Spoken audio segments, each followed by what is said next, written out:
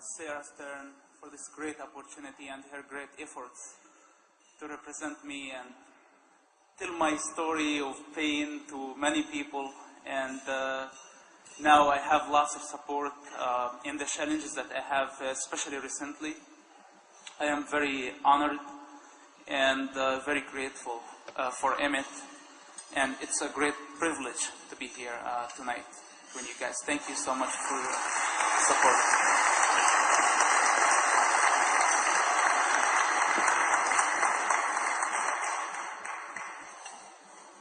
God Almighty used the ignorant to confound the wise, and the weak to confound the strong, and the nothing to confound everything. I am ignorant, weak, and nothing, and God is using me, and I'm very honored to be used by God Almighty, the God of love against the God of hate. Yes, they exist. They are there. And I personally switched gods. I was very devoted to the God of hate. Why did I leave that religion, that belief? And trust me, most of the things that I say, they are politically incorrect. So I hope I don't offend anybody, and I have my reasons to say what I have to say. It's a calling, it's a duty. And I witnessed enough blood and enough sufferings of many victims of bad ideologies and fake gods that gives me, I think, the authority and the power to keep going. And nobody is going to stop me. I don't care if it's politics.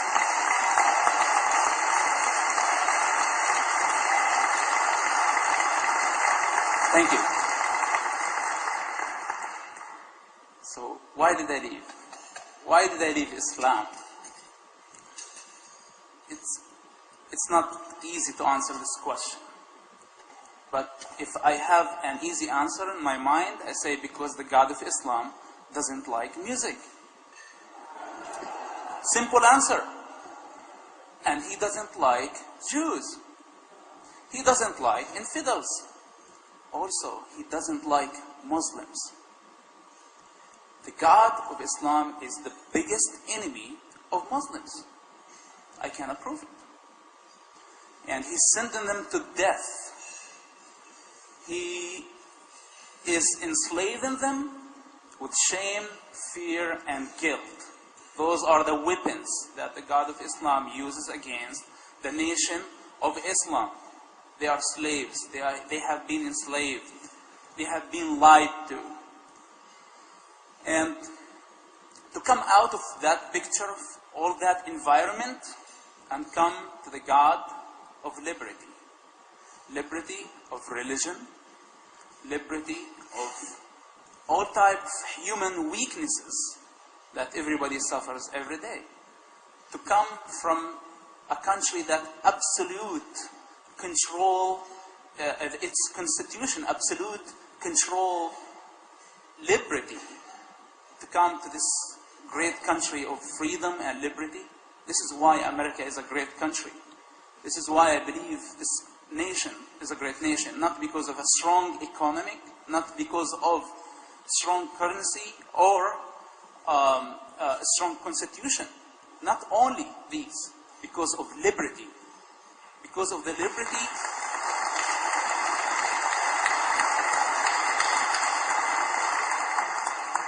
that springs its roots from the teachings and the sacrifice of my God on the cross.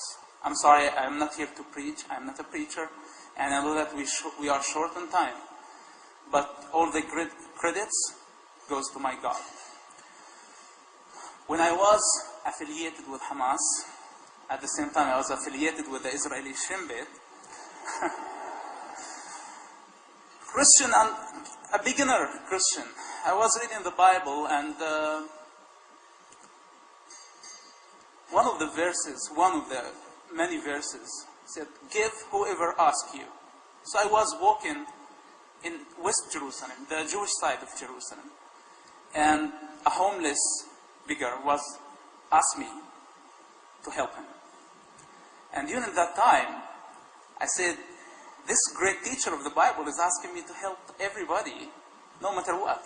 Whoever asked me, he didn't say Jews or Christians, anybody. It's unconditional love and unconditional giving. So I gave that man just pennies. But from that point, my life started to change forever. It's all about humanity. Our God came in the flesh because He's human, because He loves us. He loves everybody unconditionally. And unfortunately, the God of Islam is not this type of a God. I think He's a terrorist because He mandates killing.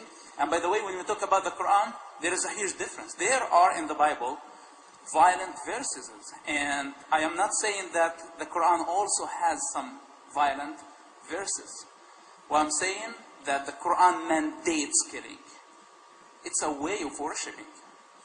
It's a way of worshipping by killing everybody who doesn't believe in Islam. And from Islam, as a name by the way, when we hear Islam, Islam means submission. Islam doesn't mean peace. Salam means peace. Islam means submission. Submit, or the options are not good. It was our project. I know enough about it. I was devoted to that.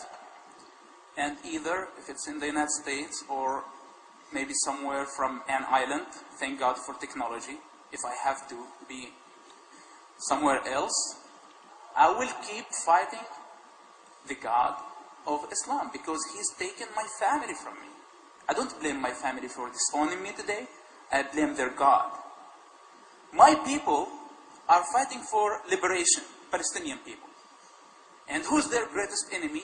Israel. They want to destroy Israel so they become liberated. While they worship the God that is really their enemy every day. They don't recognize that they're worshiping their biggest enemy every day and they're looking for other enemies outside. What will happen if Israel just disappear from the map? There is no Israel anymore. Will there be peace in the Middle East? Palestinians will kill each other, I guarantee you, and it happened. I said this, by the way, before what happened in Gaza. I'm not saying that Palestinians don't have the right to be like any other nation. Those are my people. I know enough about their sufferings. And I cry for their pain. But they need to take serious steps toward, first, to understand what liberty means. What freedom means. In order to fight for something, you need to understand what you're fighting for. You cannot fight for liberty while you don't understand what liberty means. You cannot achieve liberty while you're killing liberty every day in your house, in your heart as individual. Those are the problems that...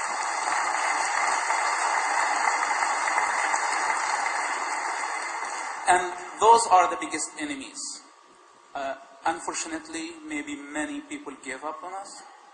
And I'm telling you, I'm not the only one. We have lots of heroes. They're working in the shadows.